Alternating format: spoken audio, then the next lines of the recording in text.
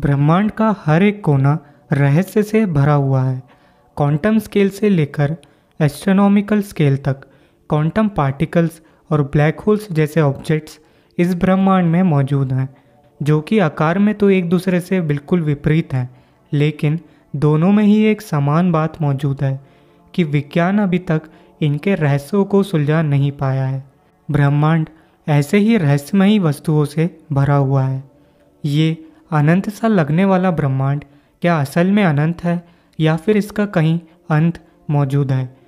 कई दशकों से विज्ञान ये समझने में लगा है कि हमारे ब्रह्मांड का आकार क्या है। क्या इसका आकार स्फेयर की तरह है या फिर ये अर्थ की तरह फ्लैट है?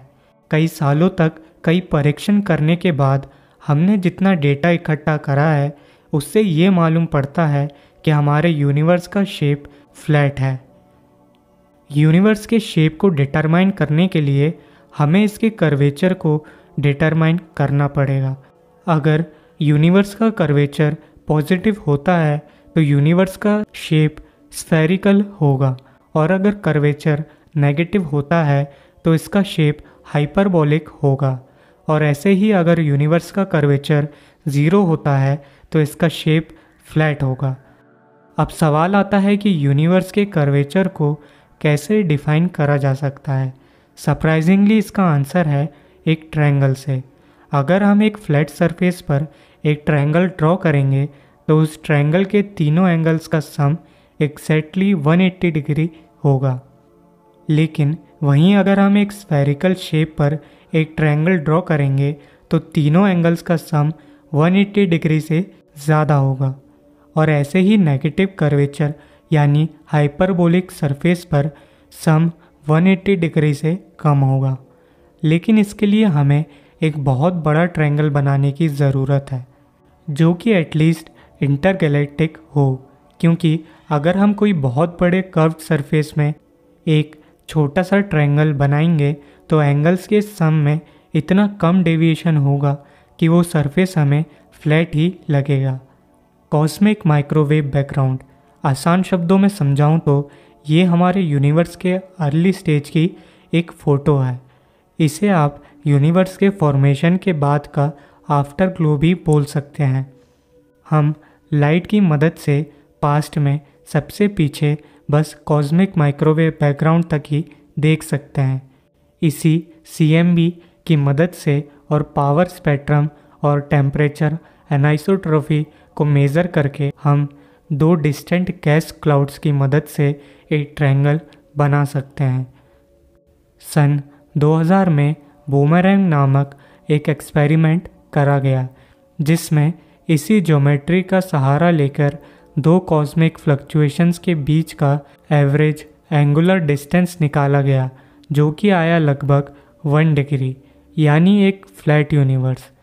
अगर इस एक्सपेरिमेंट का रिज़ल्ट 1 डिग्री से ज़्यादा आता तो यूनिवर्स का शेप स्फेरिकल होता, और अगर 1 डिग्री से कम आता तो यूनिवर्स का शेप हाइपरबोलिक होता। न सिर्फ इस ऑब्जर्वेशन को ज्योमेट्री के थ्रू बताया जा चुका है, बल्कि इसे थ्योरेटिकली भी डिटरमाइन करा गया है। जनरल थ्योरी ऑफ रिलेटिविटी हमें ये एक्सप्लेन करती है कि मास और एनर्जी स्पेस टाइम के कर्वेचर को बैंड करती है, और इस थ्योरी की मदद से हम यूनिवर्स के कर्वेचर को डिटरमाइन कर सकते हैं डेंसिटी पैरामीटर की मदद से। डेंसिटी पैरामीटर, जिसे हम ओमेगा से डिनोट करते हैं, असल में ये यूनिवर्स की एवरेज डेंसिटी और क्रिटिकल डेंसिटी का रेशियो है। यहाँ क्रिटिकल एनर्जी डेंसिटी का मतलब है वो right amount of energy density जो कि रिक्वायर्ड है यूनिवर्स के फ्लैट होने के लिए। विल्किंसन माइक्रोवेव एनाइसोट्रॉपी प्रोब और प्लांक स्पेसक्राफ्ट की मदद से यूनिवर्स की मास एनर्जी डेंसिटी को डिफाइन करने के लिए डेटा इकट्ठा करा गया।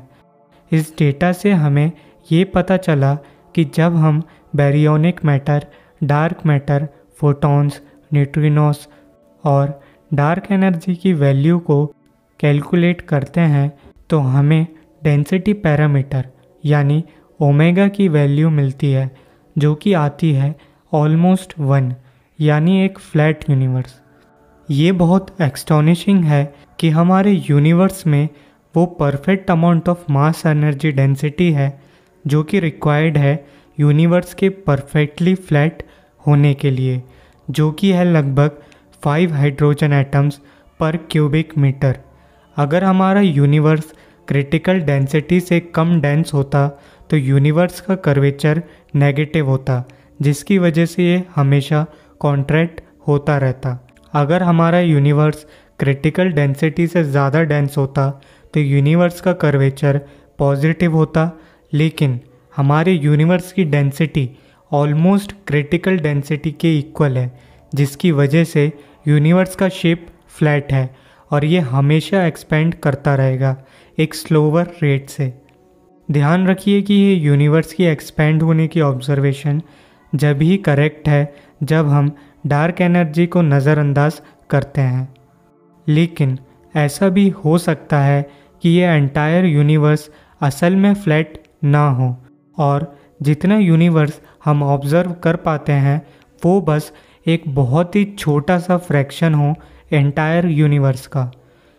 इसको आप ऐसे समझिए कि अर्थ पर रहते समय हमें लगता है कि अर्थ का शेप फ्लैट है, लेकिन असल में अर्थ स्फेरिकल शेप का है। तो दोस्तों, हमारा वीडियो यहीं ख़त्म होता है। अगर आपको ये वीडियो इंटरेस्टिंग लगा हो तो इस वीडियो को लाइक करना ना भूलिएगा, और अगर आपको ऐसे टाइप के वीडियोस अच्छे लगते हैं तो इस चैनल को ज़रूर सब्सक्राइब करिए। मैं आपके लिए ऐसे वीडियोस लाता रहूँगा। देखने के लिए धन्यवाद।